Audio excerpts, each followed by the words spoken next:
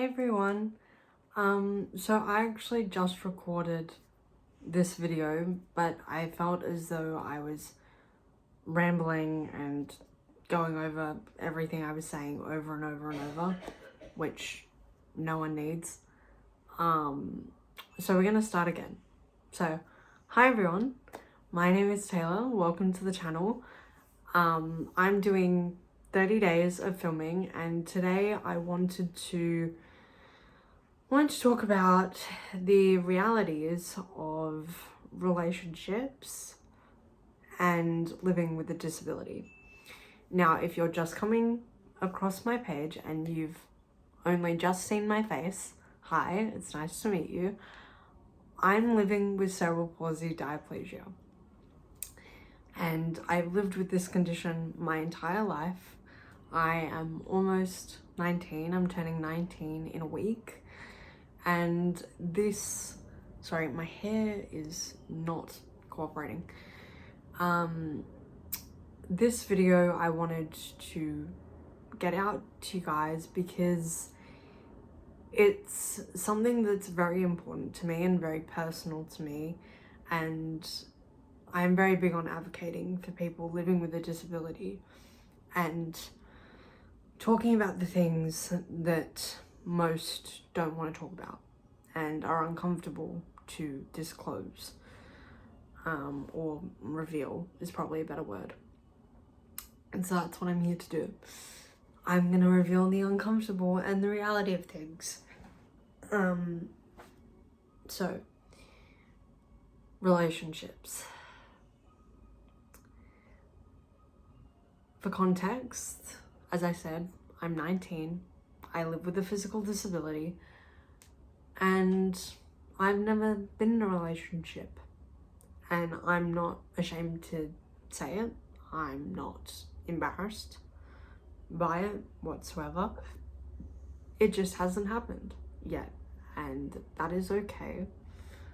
But I think there are multiple factors that have led to that, and I'm going to talk about them today.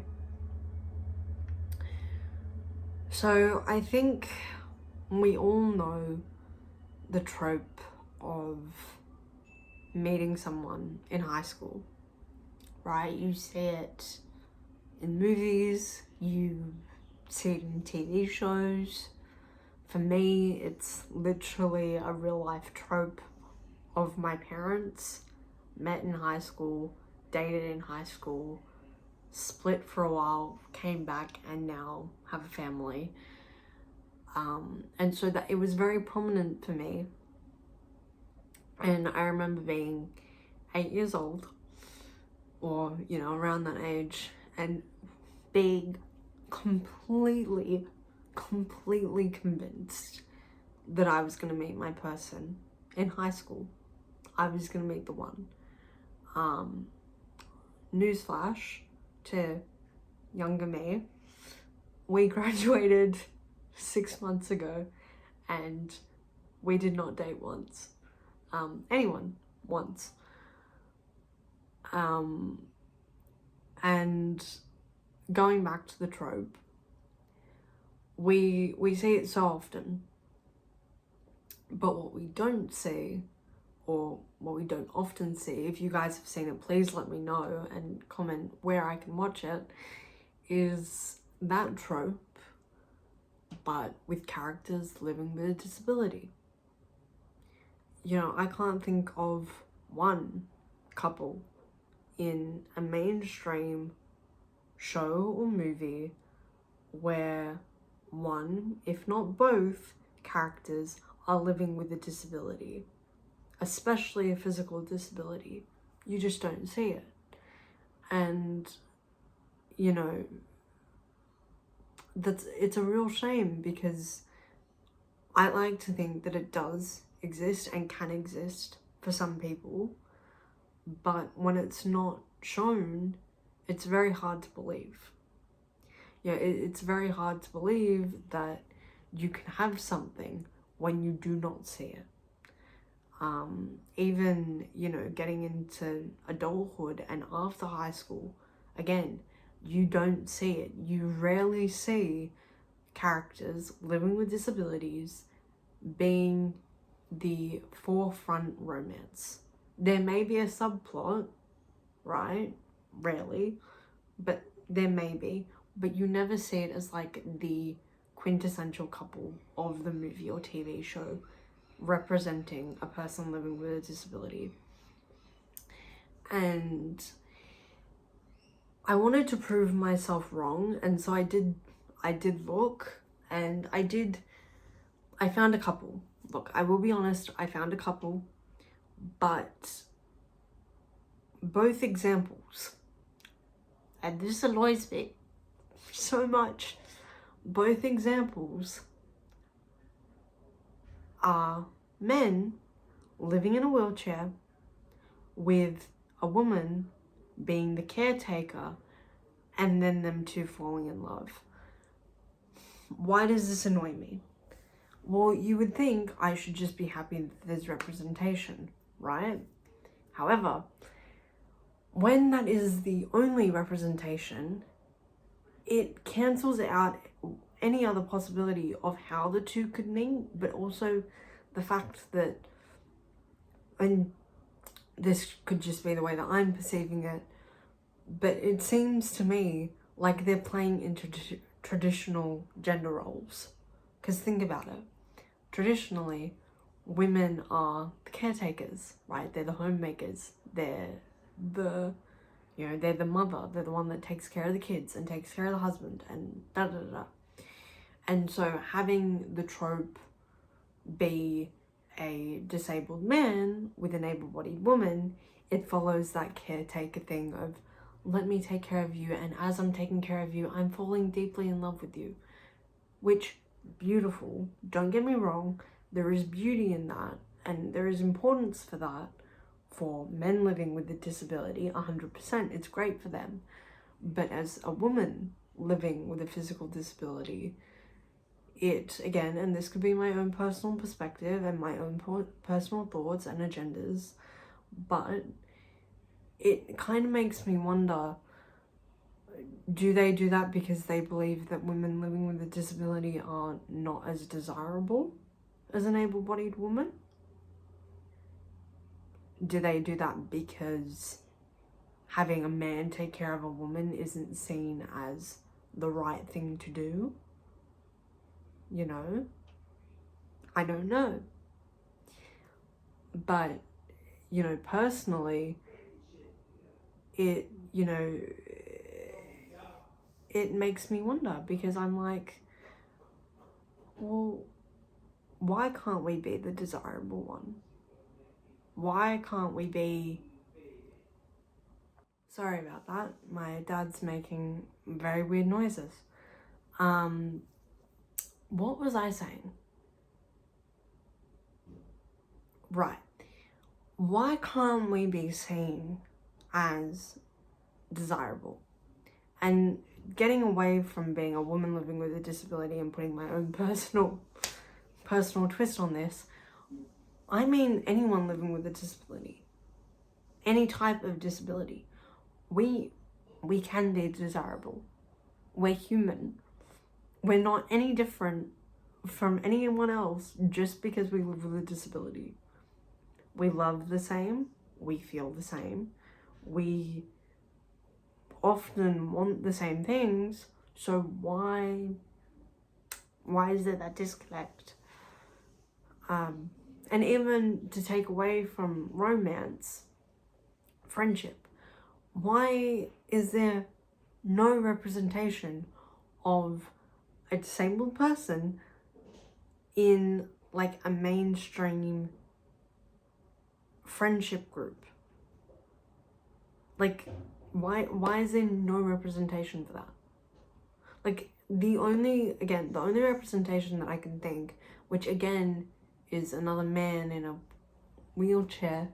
Why is this such a common trope? Again, I want to make it clear, I'm not hating men that live in a wheelchair or need to use a wheelchair. Please do not think that at all, okay? I promise you, I am not sending you any hate, okay? I appreciate you and love you like anyone else, okay? I promise. But this just kind of came into my head, is Glee. That is like the only representation that I can think of where a disabled character is a main character, has a romance, and is in quite a supportive friendship group. That is it. One show. And that show, when did that stop? I think that stopped in like 2012.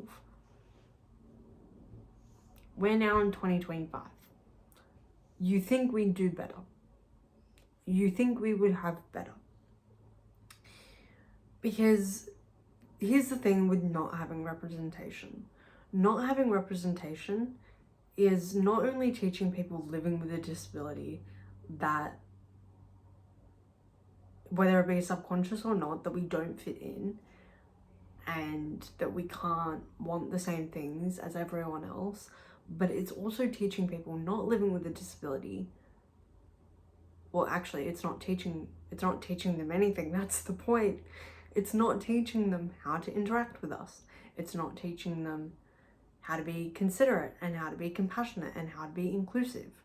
Like, and this is no hate to my friends back from high school, but you know, I would often come to school after the weekend and they'd be talking about things that they did, and it would be one of two things. It would either be me just sitting there, just waiting for someone to acknowledge the fact that they all had plans and didn't invite me,